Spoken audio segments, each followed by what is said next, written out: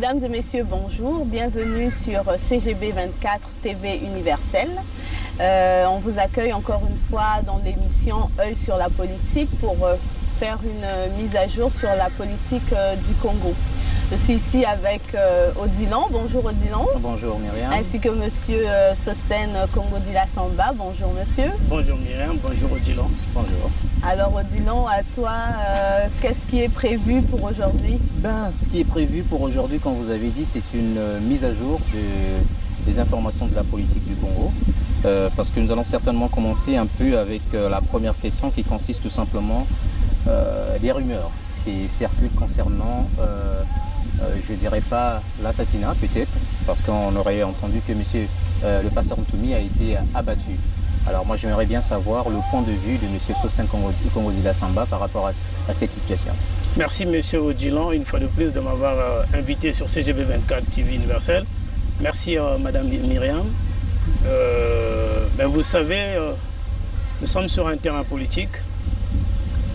Vous venez de me poser une question sur une rumeur, une prétendue rumeur qui circule sur la toile et même à Brazzaville, comme quoi le révérend pasteur Ntoumi a été assassiné. Je viens par le canal de votre chaîne pour démentir cette fausse information. Alors vous savez que le pouvoir de Brazzaville est très malin, le gouvernement de Brazzaville est très malin. Il y a de cela 3 jours, ils ont coupé quasiment l'internet sur toute l'étendue du territoire national. Ils contrôlent les médias, ils contrôlent les lignes téléphoniques. Ils ne savent plus à quel sens se vouer. Ils cherchent le révérend pasteur Ntoumi nuit et jour sans le trouver. Alors cette fausse rumeur qui a été lancée sur la toile, c'est tout simplement pour essayer de localiser le révérend pasteur Ntoumi où il se trouve actuellement. Et notamment les services secrets congolais, la DGST, et selon nos sources, cette fausse rumeur a été lancée par Jean-Dominique Okemba, qui est le conseiller spécial du président de la République. Donc je viens ici, par le canal de votre chaîne, démentir cette information. À tous les Congolais qui auront l'occasion de suivre cette vidéo, sachez que le révérend pasteur Ntoumi est bel et bien vivant. Il n'est pas touché, il n'a pas été assassiné. Et j'avais déjà dit ça dans plusieurs conférences où je suis passé, dans plusieurs vidéos, que le révérend pasteur Ntoumi, c'est quasiment mission impossible pour le gouvernement de Brazzaville de chercher une ombre de quelqu'un qu'ils ne trouvent pas. Ils pourront passer les années qu'ils voudront, mais ils ne trouveront jamais le révérend pasteur Ntoumi. Donc rassurez-vous, peuple congolais, vous tous qui aurez l'occasion de suivre cette vidéo, le révérend pasteur Ntoumi est bel et bien vivant.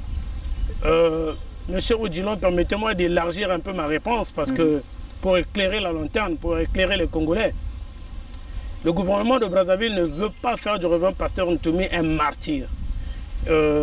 C'est une honte au fait pour eux d'avoir échoué pendant plus d'1 année sur la traque d'un supposé rebelle qui sont en train de rechercher. C'est une honte aujourd'hui pour le gouvernement de Brazzaville d'accepter de dialoguer avec le révérend pasteur Ntoumi ou de tendre la main au révérend pasteur Ntoumi en disant que éventuellement nous acceptons la paix. Parce que dans le passé nous l'avions fait. Je ne vois pas pourquoi aujourd'hui le gouvernement de Brazzaville, notamment le président de la République, n'accepte pas d'aller aux négociations, d'aller au dialogue avec le révérend pasteur Ntoumi. Aujourd'hui, si le révérend pasteur Ntoumi était du Nord, ou Bernard Kolela était du Nord, ou André Milongo était du Nord, je pense qu'on allait baptiser déjà une des avenues de Brazzaville, avenue André Milongo, ou avenue Frédéric Bensamou Ntoumi, ou avenue le stade Bernard Kolela, mais on n'a pas. Mais ceux-là qui sont vivants, qui sont du Nord, il y a des avenues qui ont été débaptisées à leur nom. Et je me demande le pourquoi. Donc, peuple congolais, le révérend pasteur Ntoumi est bel et bien vivant. Je l'ai eu au téléphone et je le confirme. Chaque fois que vous avez une information sur le révérend pasteur Ntoumi, confiez-vous à Sostène Samba, vous aurez la bonne information. Il est vivant, il n'a pas été assassiné. Merci. D'accord, mais est-ce que vous n'avez pas peur de...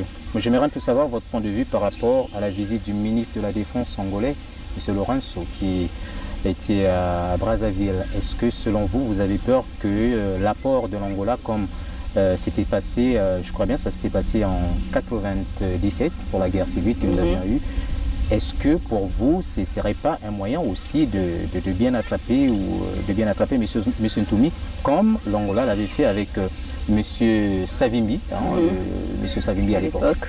Monsieur Odilon, merci beaucoup. Vous savez, le gouvernement de Brazzaville, l'armée congolaise, accompagnée des milices et des mercenaires qu'ils ont achetés, notamment au Tchad, au Centrafrique. Et aujourd'hui, nous avons même une contingent de l'armée française qui est à Brazzaville. Je viens de vous dire dans la question précédente qu'ils sont en train de subir une lourde défaite dans le pool. Le pool s'est transformé en un véritable tombeau pour ces mercenaires-là qui viennent à Brazzaville. Et encore là, une rumeur que le gouvernement de Brazzaville a lâché sur la toile, a lâché dans Brazzaville, comme quoi le révérend pasteur Ntoumi avait eu l'apport des Angolais, que les Angolais sont en train de soutenir le révérend pasteur Ntoumi pour déstabiliser Brazzaville.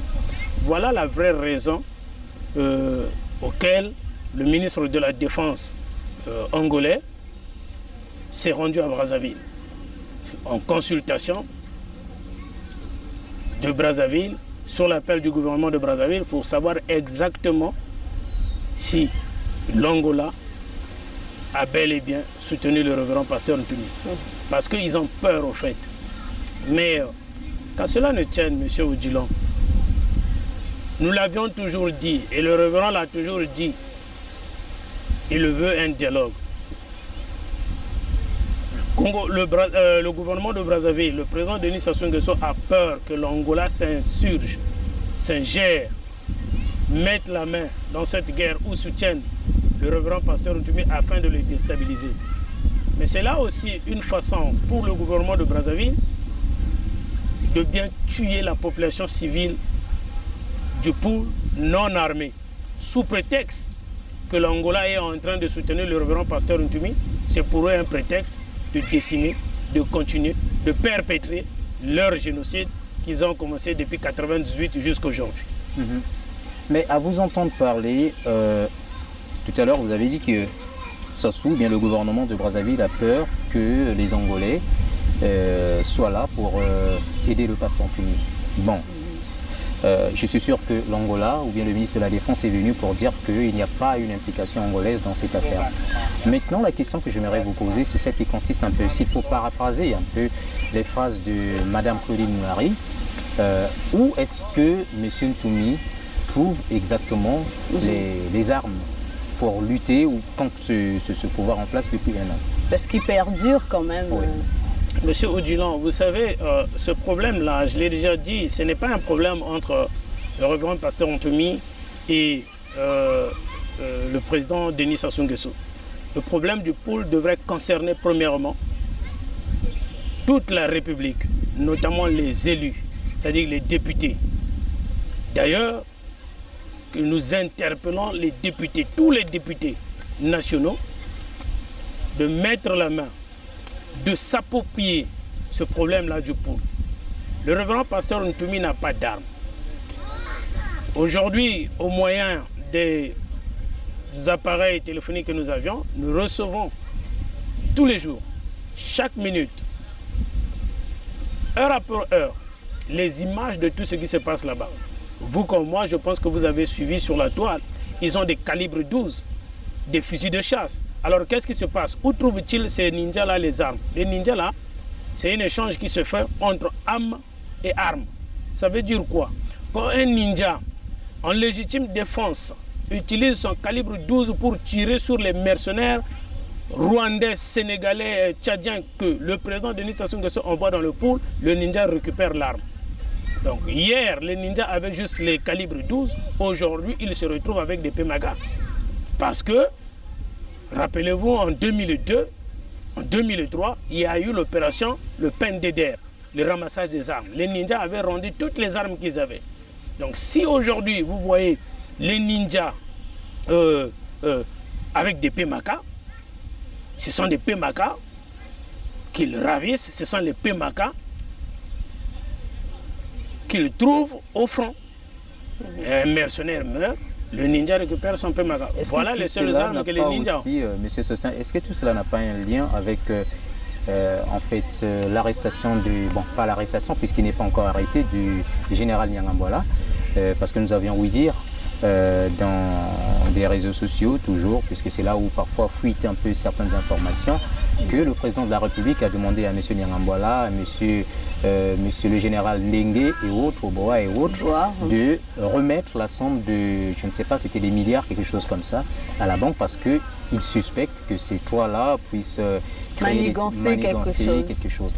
Écoutez, M. Odjilan, Mme Myriam, le problème du général Ngatien Nyangambwala ne nous concerne vraiment pas. La réalité ici, la priorité pour nous ici, c'est une population du Poul qui est en train de mourir. C'est pour la population non armée qui subit des bombardements à l'artillerie lourde. Nyangambwala, c'est un parent au président de la République, Sassou Nguesso. Je pense que ça doit être un de ses neveux ou cousins. Ça, c'est un problème interne qui se passe entre eux. Donc un non-événement pour vous? C'est un non-événement pour la population du Congo. J'ai bien dit ici, M. Odjilan, que le problème du Poul devrait interpeller l'ensemble des députés. Que tu sois de Bundi, député de Bundi, que tu sois député à Pokola, que tu sois député de Gamampika ou Edou ou Oyo, le problème du Poul devrait te concerner. Parce que le Poul fait partie intégrante du Congo. Et le chemin de fer aujourd'hui qui est paralysé, ce n'est pas seulement le peuple du Poul qui en bénéficie, mais c'est tous les Congolais qui bénéficient de ce chemin de fer-là. Donc ce problème-là devrait concerner tous les députés. Qui d'ailleurs, je vais envoyer une lettre, mon association, donc nous allons envoyer une lettre à tous les députés du Congo pour les informer de ce qui se passe là-bas. Bien qu'ils savent réellement ce qui se passe, mais à titre formel, nous allons envoyer des lettres à tous les députés du Congo. Et j'interpelle en passant M. Yoka, Aimé Yoka, qui est l'oncle à Sassou Nguesso, qui a été parachuté député de Vinza. Pensez-vous réellement qu'un Congo peut être député à Oyo? Mais en République du Congo, on voit M. Odjilan, l'oncle de Sassou, qui a été parachuté député à Vinza, et que la population de Vinza qui subit les bombardements, M. Emmanuel Yoka ne dit absolument rien. Et pourtant, il est l'élu de Vinza. Et pourtant, la première personne qui devrait être concernée par les bombardements de Vinza devrait être Emmanuel Yoka. Lui qui est l'oncle direct de Sassou Nguesso. Il devrait dire à son neveu, mon neveu, tu es en train de bombarder ma population là-bas. Bon, c'est peut-être une négligence de son côté ou bien le silence complice et autres. Mais pour reprendre un peu la question que vous avez soulevée, M. Yoka ne peut pas être député de Vinza ou autre. Si c'est un Congolais, il a été parachuté. Vous pouvez postuler, je ne sais pas, déposer votre candidature dans n'importe quelle région, province ou secteur où vous avez grandi. On n'est pas forcément obligé, même la constitution congolaise ne dit pas qu'il faut être député seulement dans ton village natal. On est congolais pour l'ensemble du territoire. Je n'ai pas dit que M. Yoka ne peut pas être député de Vinza. Il peut être député de Vinza, mais dans le cas du Congo-Brazzaville, que vous connaissez bien ce qui se passe, les députés ne sont pas votés mais nommés. Et bientôt en juillet, ils vont encore organiser les nominations législatives en juillet ici, où ils vont encore nommer les députés. Mais M. Emmanuel Yoka a déjà commencé sa campagne à Vinza. Mais il ne dit mot sur les massacres qui se passent à Vinza. Voilà là où le bas blesse. Voilà pourquoi nous l'interpellons personnellement. Emmanuel Yoka, il devrait dire un mot sur les massacres de la population dont il est l'élu. Voilà notre problème. D'accord. Madame Myriam a quelque chose à vous poser? Oui, en fait, moi j'allais passer... on reste dans la question de la situation du Poul, la situation humanitaire en fait, et politique peut-être qu'on peut le dire, dans le Poul. Il y a eu des organisations internationales qui ont fait des rapports, qui ont dit s'inquiéter de ce qui se passe dans le Poul, étant donné qu'on n'a pas vraiment on ne connaît pas exactement ce qui s'y fait. Il y a le représentant de l'ONU, en Afrique centrale, qui a donné une interview à RFI et qui a parlé de ce rapport-là, justement des inquiétudes de l'ONU par rapport à la situation du Poul. Selon vous, quelle est quelle serait la solution en fait pour qu'il y ait un dialogue ou pour que cette situation s'arrête parce qu'elle dure encore jusqu'à maintenant? Madame Myriam, nous ne pouvons passer sur 4 chemins. Le rapport de M. François Fall, le représentant des Nations Unies en Afrique, notamment au Congo-Brazzaville, est très clair là-dessus.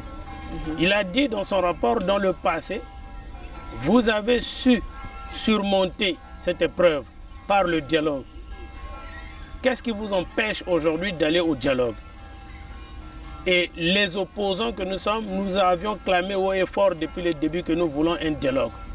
La seule personne, le seul responsable ici qui ne veut pas aller au dialogue, c'est le président de la République, Denis Sassou Nguesso, qui est le seul responsable des massacres qui est en train de se passer dans le Poul. Il ne veut pas aller au dialogue. Aujourd'hui, même si nous passons 5 ans, je l'ai déjà répété, il ne pourra pas attraper le révérend pasteur Ntumi. Alors pourquoi ne pas s'asseoir autour d'une table et puis trouver une solution politique, un consensus bilatéral pour mettre fin à ce sale conflit qui gangrène aujourd'hui le Poul. Aujourd'hui, on met sur la toile l'arrestation de Nyangambwala. Nyangambwala peut être arrêté. C'est le cadet de notre souci. Mais qu'est-ce qui se passera après? Aujourd'hui, le président de la République accuse Ntumi. Aujourd'hui, Ntumi accuse le président de la République. Aujourd'hui, Mounari accuse Ntumi. Parfait Kolela accuse le président de la République. Et dans tout ça, c'est la distraction finalement. Où est le peuple? Ils ne pensent pas au peuple. Alors ils ne font que se jeter la balle entre eux. Celui-là accuse l'autre, l'autre accuse l'autre. Où est le peuple dans tout ça?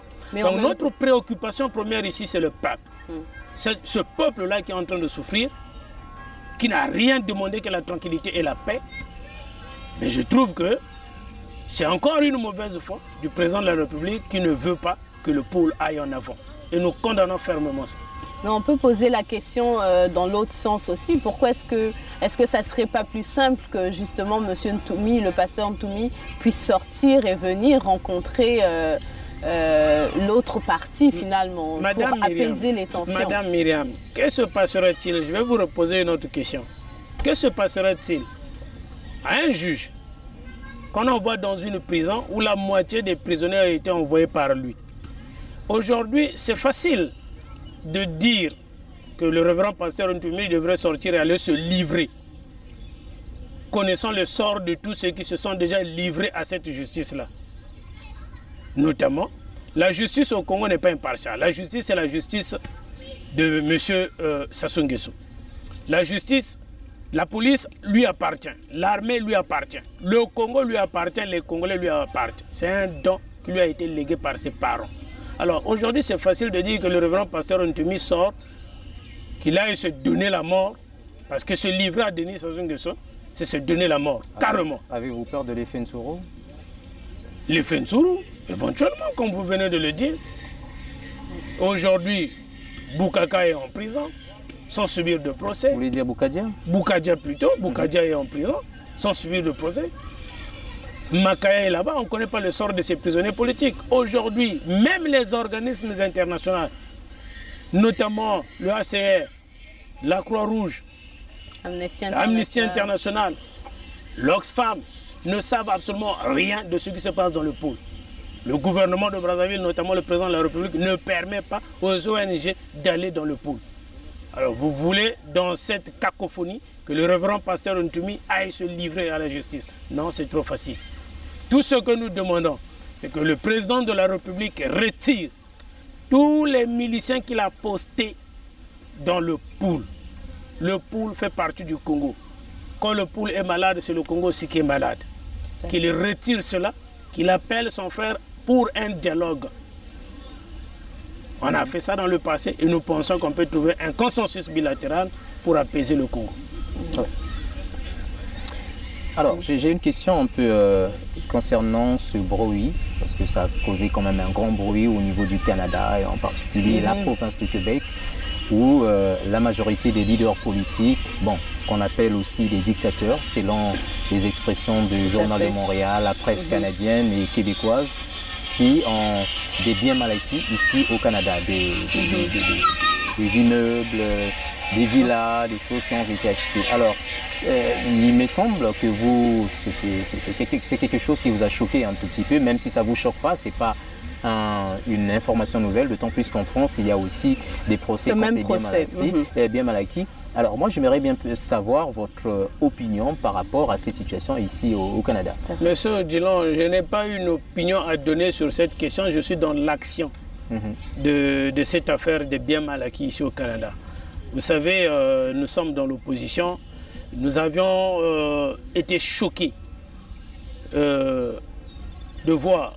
Est-ce que c'est une surprise pour vous? Ce n'est pas une surprise. Compte tenu de la misère qu'endure le Congolais lambda au niveau national, que ces dignitaires politiques se permettent de venir à coût de millions de dollars s'approprier des immeubles, des logements ici, c'est inacceptable. Nous nous sommes constitués en partie civile et nous avons déposé une plainte légalement à la justice canadienne pour saisir tous ces biens. D'ici, nous allons mener d'autres actions, notamment des manifestations vont être menées sur toute l'étendue du territoire canadien, à Ottawa notamment, ici à Montréal. Et nous avions saisi un bureau d'avocats pour saisir ces biens-là. Ces biens doivent être restitués aux Congolais. Et cette plainte que nous avions déposée concerne plusieurs dignitaires du pouvoir de Brazzaville, dont je peux citer ici les noms, puisqu'ils sont déjà connus. Oui. Le président de la République est dedans, Christelle Sassou Nguesso est concerné par cette plainte. Le premier fondé du Trésor est concerné par cette plainte. Le ministre Isidore Mbouba est concerné par cette plainte. Thierry Mungala est concerné. Alain Akwala est concerné. Okongakala est concerné. Il y a plusieurs ministres, des dignitaires, des députés qui sont concernés par la plainte que nous avions déposée. Mais aussi, plusieurs Congolais aujourd'hui, je vous l'apprends, qui sont sous enquête. Ils sont ici à Montréal, dont nous avions aussi donné les noms. On va enquêter sur ces Congolais-là pour savoir réellement qui a des affinités, des rapports avec ce pouvoir de Brazzaville-là et qui se sert de prête-nom pour que ces gens-là viennent s'approprier des logements ici à Brazzaville. Donc je n'ai pas une opinion à donner, je suis dans l'action de cette affaire-là. Alors vous avez dit nous. Est-ce que c'est le mouvement Le Carton Rouge? Il y a le mouvement Le Carton Rouge qui est là. Il y a tous les Congolais, les associations, les organismes congolais du Canada et les organismes congolais des États-Unis. Nous sommes tous constitués en partie civile et nous avons déposé une plainte en bon et due forme. D'ici là, comme je l'ai dit, nous allons faire une conférence de presse avec tous les concernés. Mais nous sommes dans l'action. À fond dans l'action, nous avions rencontré aussi les journalistes et les enquêteurs qui ont mené à bien leur travail pour que toute la lumière soit faite sur les biens mal acquis ici au Canada. Oui, on parle ici du journal de Montréal qui a mené notamment une enquête pendant une année. Ouais, la presse, le journaliste Hugo Jonca, que nous avions rencontré à plusieurs reprises. Donc nous avions travaillé énormément pour ça. Pendant que nous serons ici au Canada, M. Odilon, et je vous confie un secret, tous ces politiciens-là et dignitaires congolais auront des problèmes ici au Canada. Si le Sosten Congo-Dila Samba est toujours là, ils auront des problèmes. D'accord, ben, je laisse, puisque nous arrivons presque à la fin de cette émission, donc je vais laisser donc à Mme Myriam de dire un mot de la fin, certainement aussi à M. Sosten Samba. Oui, je pense qu'on va laisser M. Sosten Samba clore cette conversation. Alors, quel serait votre mot de la fin? Écoutez, c'est une grande joie déjà pour nous de toujours être l'invité privilégié de cette chaîne CGB 24. C'est la seule chaîne d'ailleurs congolaise de Brazzaville que nous avions ici au niveau du Canada, que je salue d'ailleurs. C'est parce que c'est par vos canaux que nous avions toutes ces informations-là. Je salue aussi les Congolais et la population du Poul aujourd'hui qui souffre. Tenez ferme. Je sais que vous comptez énormément sur nous. Nous sommes en train de travailler afin que le Poul retrouve sa quiétude, la paix et la sécurité, comme avant. Mais il n'est pas trop tard. Nous sommes tous des Congolais, car le Congo nous appartient tous. Nous pouvons aller plus loin ensemble qu'individuellement. Le président de la République, Denis Sassou Nguesso, a réussi à faire croire que la population du Poul était hostile à son pouvoir. Le président de la République, Denis Sassou Nguesso, a réussi à faire croire à l'ensemble des Congolais et à la communauté internationale que le peuple du Poul, que les Bas-Congo, c'est un peuple rebelle.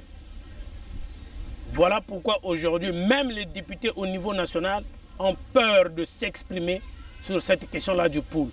Mais nous leur demandons ouvertement qu'ils se prononcent. Car qui ne dit mot consent, de peur que ces députés-là nationaux soient, au même titre que le président de la République, tenus responsables des massacres des Congolais dans le Poul.